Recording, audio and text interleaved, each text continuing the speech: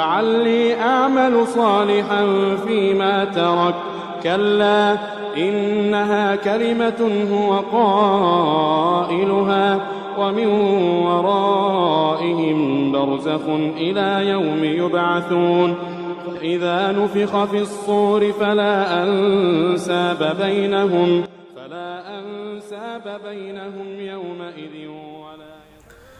ناظرین محترم، السلام علیکم ورحمۃ اللہ وبرکاتہ۔ اس سے پہلے کی سیریز میں ہم نے انسان کی پیدائش اور جنات اور اسی طرح روح سے متعلق اہم باتیں سنی، اور اس کی تفصیل میں زیادہ نہ جاتے ہوئے ہمیں اللہ کا یہ حکم تھا کہ روح اللہ کا ایک حکم ہے۔ قل الروح، اے نبی آپ کہہ دیجئے روح تو اللہ کا حکم ہے، من امر ربی۔ آج کی اس سیریز میں ہم انشاءاللہ انسان کی پیدائش ماں کے پیٹ میں اور اسی طرح اس کی زندگی اور روح بدن کے ساتھ جو ہوتی ہے عالم دنیا میں، اس کو بیان کرتے ہوئے روح کس طرح نکالی جائے گی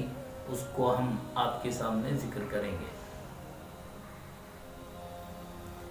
اللہ رب العزت کا ارشاد ہے،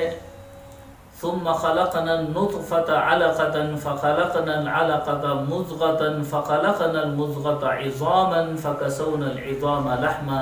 ثم انشأناه خلقا آخر، کہ اللہ رب العزت نے 18ویں پارے میں اس بات کا ذکر کیا ہے سورہ مؤمنون میں کہ ہم نے انسان کو پہلے نطفے سے اور پھر اس کے بعد علقہ میں تبدیل کیا اور پھر اس کے بعد مضغہ گوشت کا لوتھڑا بنا دیا، پھر اس پر ہم نے ہڈیوں کو بنایا اور اس پر گوشت چڑھایا۔ اللہ رب العزت کتنے ہی بہترین پیدا کرنے والے ہیں۔ یہ آیت اللہ رب العزت نے قرآن کریم میں ذکر کی ہے۔ اسی طرح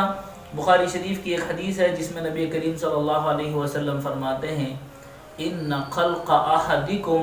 یجمع فی بطن امہ 40 یوما نطفة ثم یکون علقة مثل ذلك ثم يكون مضغة مثل ذلك ثم ينفخ فيه الروح۔ بخاری شریف کی یہ حدیث ہے کہ اللہ کے نبی صلی اللہ علیہ وسلم نے بیان فرمایا کہ تم میں سے ہر ایک کی ابتدائی تخلیق ماں کے پیٹ میں کی جاتی ہے۔ 40 دن کے 3 مراحل ہوتے ہیں، یعنی 40 دن کا مرحلہ جو ہوتا ہے وہ نطفے کا، اور پھر اس کے بعد اتنی ہی مدت علقہ اور پھر اتنی ہی مدت مضغہ بن جاتا ہے، اور پھر اس میں روح پھونکی جاتی ہے۔ یہ اللہ رب العزت کا نظام ہے اور اللہ کی قدرت ہے، بہترین کاریگری ہے کہ اللہ رب العزت ماں کے پیٹ میں 3 اندھیروں میں اللہ رب العزت پانی پر اپنی قدرت کا اظہار کرتے ہیں۔ پانی کے قطرے پر، نطفے پر اللہ رب العزت ایک انسان کی حسین تخلیق کرتے ہیں، ایک انسان کو شاہکار بنا کر پیش کرتے ہیں۔ یہ خدا کی زبردست قوت اور قدرت ہے۔ اب ہمیں یہاں بتانا یہ مقصود ہے کہ اللہ رب العزت نے جس روح کو انسان کی پیدا فرمایا تھا عالم ارواح میں، اس کو یہاں پر جسم دیا گیا، اس روح کو ایک سواری دی گئی۔ آسان انداز میں آپ کے سامنے اگر بیان کریں تو اس روح کو دنیا میں زندگی گزارنے کے لیے ایک سواری دی گئی، اور وہ سواری اللہ نے اسے ماں کے پیٹ میں عطا فرمائی۔ اب اس پر یہ روح سوار ہو کر یا اس کے ساتھ سرایت کر جاتی ہے۔ دنیا کے قانون میں پرنسپل آف میڈیسن، طب کے قانون میں، یعنی ڈاکٹری کے جو احکام اور قوانین ہیں اس میں روح کی ایک ایسی تعریف ہے جو بہت آسان سمجھ میں آ سکتی ہے۔ روح ایک ہوا کی طرح ہے جو انسان کے بدن میں سرایت کر جاتی ہے، جان سے، حیات سے، زندگی سے اور بدن سے اس کا تعلق ہوتا ہے۔ جیسے انسان کو جب 40 دن میں جو ہے وہ ایک زندگی عطا کی جاتی ہے، اس کو جو ہے اس کے بعد میں 4 ماہ کے بعد اس کو روح پھونکی جاتی ہے۔ تو اب اللہ رب العزت نے اس کو ایک جسم عطا فرمایا جس میں وہ دنیا میں زندگی گزارتا ہے۔ اب طب کے قانون میں یہ اتنی بات ہے، جیسے کہ درخت میں پانی سرایت کر جاتا ہے، اس کی ڈالیوں میں بھی پانی ہوتا ہے، لیکن وہ نظر نہیں آتا۔ اسی طرح انسان کے جسم میں بھی روح ہوتی ہے، ہر ایک جز میں، آنکھ اور کان، یہاں تک کہ بالوں میں بھی روح سے تعلق ہوتا ہے۔ زندگی انسان کی، جس کو نفس کہتے ہیں، جس کو جان کہتے ہیں، اس کے ساتھ اور اس کے بدن کے ساتھ روح کا تعلق ہوتا ہے۔ بس اتنی سی بات ہمیں اس روح کی حقیقت کو سمجھنے کے لیے کافی ہے۔ اب اس روح کے ساتھ آدمی زندگی گزارتا ہے اور یہاں تک کہ وہ کام کاج کرتا ہے، ساری دنیا کے تمام معاملات کو دیکھتا ہے اور زندہ رہتا ہے، اس کی ایک غذا ہے جس سے وہ غذا حاصل کرتا ہے۔ اب اللہ رب العزت اس کو جب موت عطا فرماتے ہیں، اس جسم کو اسے چھوڑ کر جانے کا وقت آتا ہے، تو اب اللہ رب العزت ایک فرشتے کو بھیجتے ہیں کہ وہ فرشتہ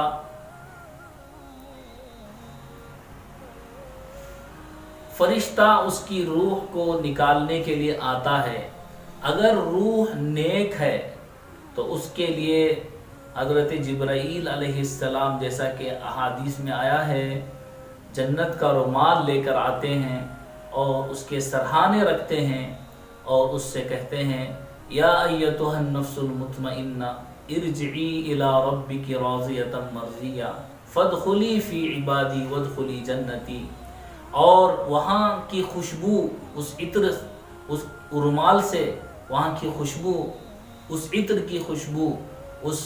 مشک کی خوشبو جنت کی جب اس روح کو آتی ہے، جو روح کے نفس مطمئنہ ہوتی ہے، جو پاک ہوتی ہے، اللہ کے احکام کی پابند ہوتی ہے اور اللہ کو راضی کرنے والی ہوتی ہے، اس کو کہا جائے گا تو چل اللہ کے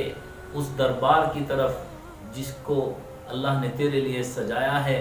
وہ جنت میں داخل ہو جا۔ اب فرشتے اس کو آسانی کے ساتھ نکالتے ہیں، یہاں تک کہ روح کے قبض ہونے کی، روح کے قبض کرنے کی جو کیفیت بیان کی گئی ہے، یہاں پر ایک بات سمجھ لیں، روح کی کیفیت کا نکلنا کسی مومن کے لیے مشکل میں ہونا یا آسانی سے ہونا کوئی نیک علامت کے طور پر پیش نہیں کیا جا سکتا، کہ اگر کسی کو روح کے نکلنے میں تکلیف ہو رہی ہے تو اسے برا انسان، بری روح نہیں کہا جا سکتا، اور کسی کو آسانی سے نکل رہی ہے تو بہت نیک سمجھ کر جنتی ہونے کے فیصلے دنیا میں نہیں کیے جا سکتے، بلکہ یہ تو اللہ ہی جانتا ہے اور اللہ رب العزت کس سے کیا معاملہ کرتے ہیں۔ جیسا کہ نبی کریم صلی اللہ علیہ وسلم کی روح قبض ہوتے ہوئے احادیث میں یہ تفصیل آئی ہے کہ نبی کریم صلی اللہ علیہ وسلم کی پیشانی مبارک پر پسینہ آ رہا تھا، حضرت عائشہ صدیقہ رضی اللہ تعالیٰ بار بار اس پسینے کو پوچھ رہی تھی اور اللہ کے نبی فرما رہے تھے اللہم الرفیق الاعلی، اللہم الرفیق الاعلی۔ تو حضرت عائشہ رضی اللہ تعالیٰ فرماتی ہیں جب سے نبی کریم صلی اللہ علیہ وسلم کے روح کے نکلنے کی اس کیفیت کو میں نے دیکھا تو میں جان گئی کہ روح کا قبض ہونا بڑا کٹھن مرحلہ ہے، اور ایسا بھی نہیں ہے کہ بہت ہی آسان ہو جائے انسان کے لیے دنیا سے جانا، اور ایسا بھی نہیں کہ بہت زیادہ سخت تکلیف میں جو ہو کر جائے گا وہ جو ہے نیک ہوگا یا برا ہوگا، بلکہ یہ تو اللہ پر معاملہ ہم کو چھوڑ دینا چاہیے۔ لیکن جب نیک انسان کی روح نکالی جاتی ہے تو اس طریقے سے نکالی جاتی ہے، یہ حدیث میں آیا ہے، اور جب کوئی بری روح نکالی جاتی ہے تو اس کو جو ہے بہت ہی زیادہ ڈراؤنے انداز میں فرشتہ آتا ہے، یہاں تک کہ حدیث میں بیان کیا اس کا سر آسمان پر اور جو ہے اس کے منہ سے آگ نکل رہی ہوگی، اس کے پیر زمین پر ہوں گے اور وہ نکلنا نہیں چاہے گی، اور اسے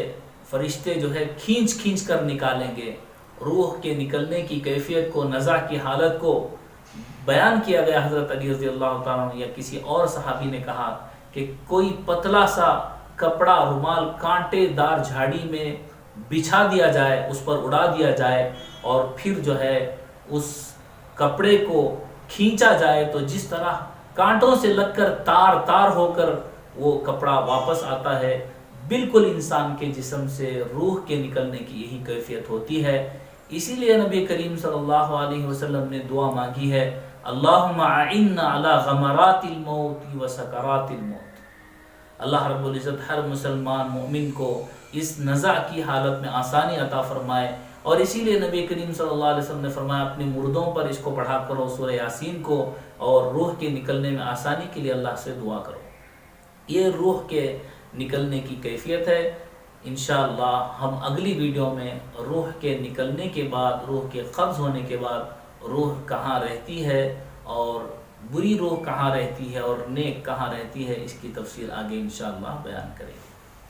لا يزال الخير حيا لا يزال إن في الدنيا سلاما وظلال أخبر الأيام أنها في وصال قم بنا وانظر لآيات الجمال قم بنا وانظر لآيات الجمال